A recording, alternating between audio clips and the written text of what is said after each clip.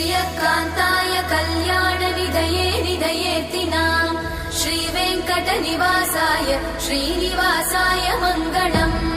लक्ष्मी सविभ्रमालोकसुभ्रूविभ्रमचक्षुषे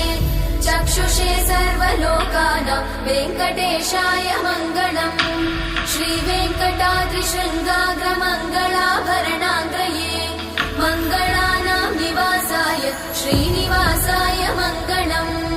सर्वावयव सौन्दर्य सम्पदा सर्वचेतसां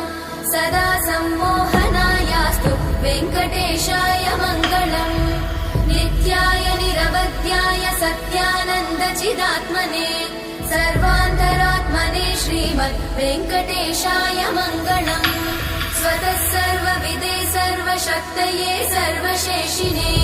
सुलभाय सुशीलाय वेङ्कटेशाय मङ्गलम्।